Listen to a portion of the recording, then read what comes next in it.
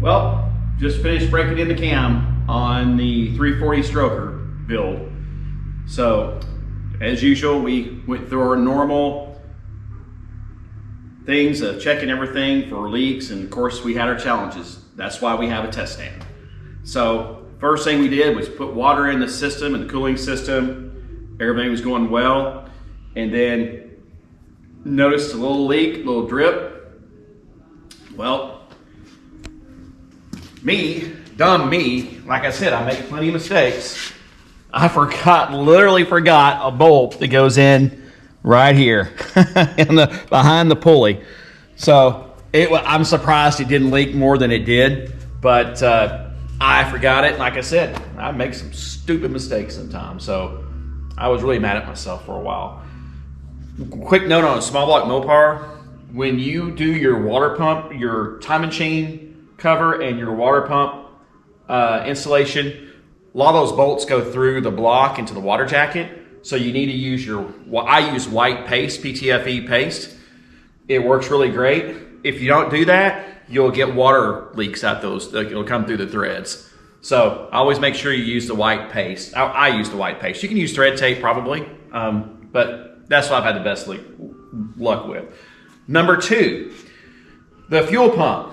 This fuel pump will have to be replaced. Now, it was okay for testing purposes and breaking in the cam. However, the inlet side of this fuel pump is a 5/16 diameter. That's for like a 318 something, a 2-barrel that's, not really a high performance. You got to have a 3/8 inlet on that, all the way from the fuel line running from the tank, from the sending unit, all the way up to the front of the car. That's how Chrysler did it. 340, 383, of course, 440 Hemi, they all had 3/8 lines going from the sending unit all the way up. So this, I think, is probably for a 318, or else when they didn't know the difference when they built it, that a 340 does require the 3/8 fuel line. So this fuel pump will have to be replaced. But for break-in purposes, it worked fine. So got through the fuel leak. Then, of course, got everything fixed on the coolant leak. That's all sealed up now. As we ran it, we did notice a little bit of smoke coming. And coming in right here, we had a leak. Just as it runs, as these engines run and everything expands and starts moving around, you're going to have, most of the time, you're going to have probably some kind of little leak. Just had to go in, tighten the valve covers, did it while it was running. And then the leak went away, the smoke went away. Just your small, typical things. Cam was broke in for 20 minutes. The Hughes cam with the Hughes lifters. I love their lifters. Good Lord, I love their lifters. So now everything is, I'm going to go back and tune. I've set the timing. I do want to add something.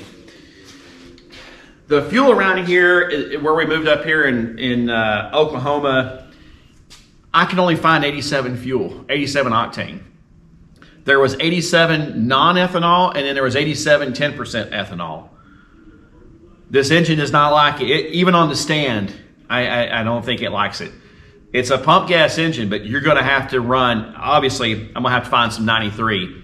When you kill it and the timing is set, I've got the timing set at like probably 14 degrees initial, I believe. It'll do a little dieseling. That crappy fuel, I don't know why they don't have, back in Texas, we had 92 and 93 octane. You can tell a difference on these old engines. This thing was not built for 87 octane. It needs to have the 93. But with that being said, this thing sounds fantastic. This thing is a totally different animal with the Hughes cam juxtaposed to the Iskandarian cam. So we'll go ahead and just fire it up briefly. And when I go to kill it, it's probably going to diesel.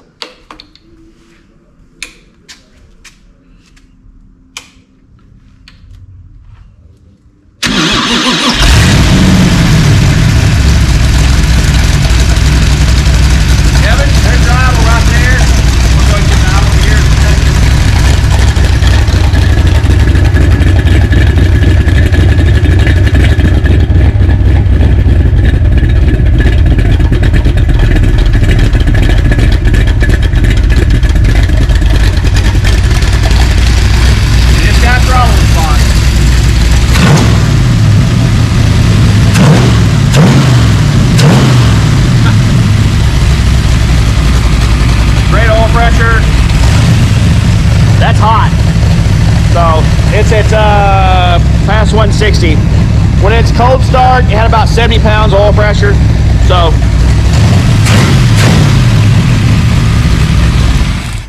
well, didn't diesel that time. Let me tell you one reason why it didn't diesel that time. It probably worked.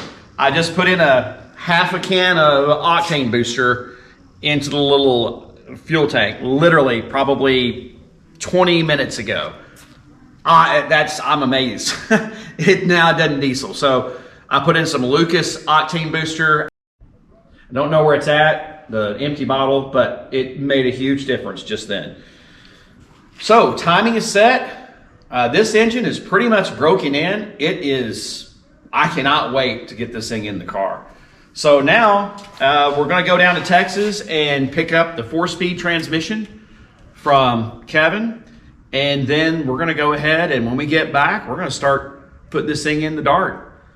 This thing has been really just not much fighting at all. Your typical dumb leaks that you get. I'm gonna go through, and I've got a fuel leak there on the bottom because I made it work, but we do need to change the fuel pump. Otherwise, this thing's a cream puff. It just fired right up and no issues except for the normal small stuff. So we got it done. It's all broken in now. Kevin, I hope you're excited.